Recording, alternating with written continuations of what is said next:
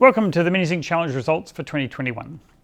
So as usual, we've got our 20 benchmarks with 5 instances each for a total of 100 instances. 20-minute time limit. The scoring system hasn't changed. You can look it up if you're interested in the details. And our 5 categories: fixed search, where you have to follow the search strategy; free search, you can do whatever you want; parallel search, where you now get 4 cores to run on; open parallel search, where now we allow portfolio solvers to play; and local search, which is just for the local search solvers.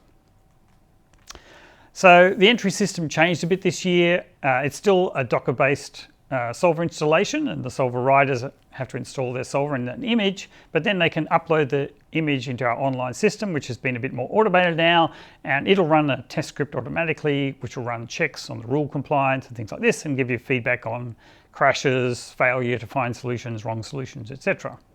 And then this year, the challenge is actually run on our own compute server, which is good. We get a bit more control on what's going on rather than using Amazon, which we have in the past. For the sequential tracks, we use 1 core with a 16 gigabyte RAM limit, and for the parallel and open tracks, we use 4 cores with a 32 gigabyte RAM limit.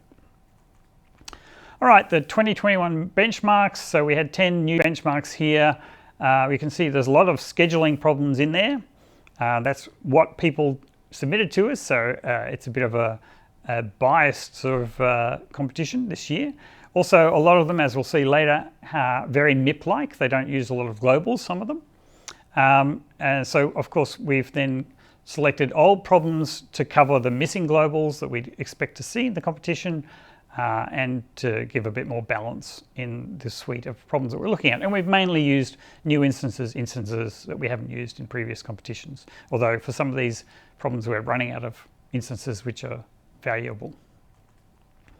All right, the globals that we cover this year, so all of the important ones are there, all different: circuit, regular, table, these kind of things, and all the basic ones. And network flow cost, which is an unusual one, is also there. Not many solvers support it, but it's a MIP-like thing as well.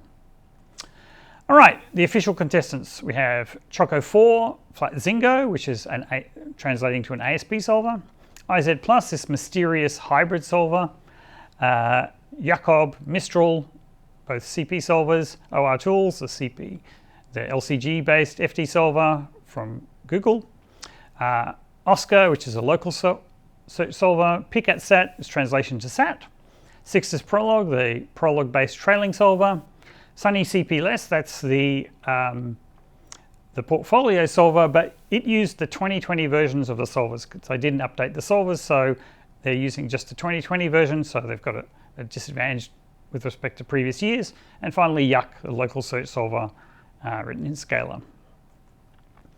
So the unofficial contestants: CBC, that's the open source MIP solver; Chuff, that's our lazy clause generation solver; Cplex, commercial MIP solver; missing is Gurobi, another commercial MIP solver that we put in this year, which we've left out the last couple of years; Geese is a relatively new experimental LCG solver from our group; G-Code, the well-known and very highly used FD solver; and Sunny CP, when it's also using some of the solvers from these unofficial contestants. Again, restricted to the 2020 versions. All right, the hard workers. So Guido did a lot of work managing the entrance and communicating. This Peter Stuckey guy actually did some work, very unusual for him, lazy bastard that he is. Jason Nagoyan did most of the work for the competition. He set up the new competition infrastructure with Raj, and basically did most of the hard work. We'd like to thank these people for all their hard work, even myself. All right, to the results. Let's look at the fixed search category.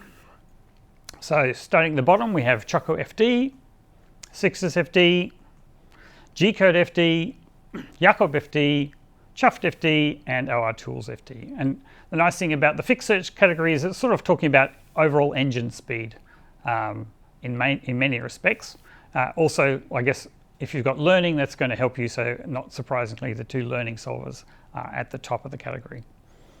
So the medals: gold to OR Tools, silver to Jakob, and bronze to Sixtus. All right, in the local search category, just 2 contestants, Oscar and Yuck, so both of them go away with a medal. let's look at the free search category, where now every solver is playing. Okay, Oscar free, Yuck free. So the local search solvers typically struggle with in the general category. It's quite tricky to get local search to work on a MiniZinc model directly. Then CBC, the free MIP solver, Sixtus, Jakob, FlatZingo, G-Code, Mistral, Geese, Choco, IZ+, solver coming back in, showing its strength again, Cplex up there, and Gurobi, better than Cplex, which is usual for us, at least in our experiments, Chuffed, and then Picat Sat, so the Sat solver doing very well, and OR tools at the top. So again, the SAT-based or LCG solvers right at the top, but this year the MIP solvers, the commercial MIP solvers, doing very well, again partly because the problem set that we have had a sort of bias towards MIP. All right, so gold to OR tools, silver to Picat Sat, and bronze to IZ+. All right, so we also wanted to look at how individual solvers ran. So here's how on the 20 different problems who got medals in the individual problems. And if you're careful and add up, you'll see there's more than 60 medals here because sometimes there were ties.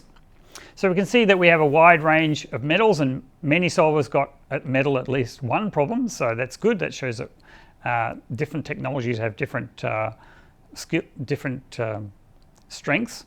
But we can see this year Gurobi doing very, very well. As I was saying, that there's a lot of MIP focus here. So we had 5 gold medals to Gurobi, so 5 problems where it was the best solver.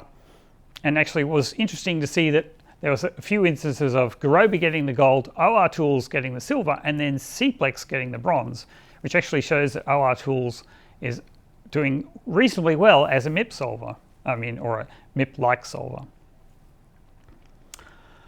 All right, if we go to the parallel search category, so the ones with the dash through them are still running the free version, so they don't actually have a parallel version. We can see CBC parallel is worse than its free solver. It went down, getting Yuck to go up. Sixtus and Jakob were the same. Geese parallel, again, is worse than its own free solver, so it went down. FlatZingo and Mistral didn't change. Choco went down and IZ+ went down, and that was basically because G-Code went up. And this is because, as we're aware, copying-based solvers are much easier to parallelize, and so we typically see this big jump by G-Code in the parallel from the free to the parallel category because it does a really good job. And indeed, G-Code could have some more advantage if we go in further future challenges to having more cores available for the parallel thread, which we may think about doing. So Cplex par just stayed where it is. Chuffed went down 1 because Gurobi's parallel version is slightly better than its free version, so it went up. And then Picat Sat stayed where it is, and OR tools improved, but was already on top. And the gold, silver, and bronze medals are the same as in the free search category. All right, if we go to the open search category, nothing much changes. We add in these 2 Sunny solvers, the CP-less open solver, which is the one eligible for prizes, and the open solver, which includes some of the unofficial contestants in it. And you can see it's neatly split by Choco par and just misses out on a medal because the open one isn't eligible for medals. So Sunny CP just missed out of a medal because Choco par was slightly ahead of it. So otherwise, nothing much has changed. All right, so it's another year for one dominating solver. We saw OR tools basically sitting on top of the pile all the time.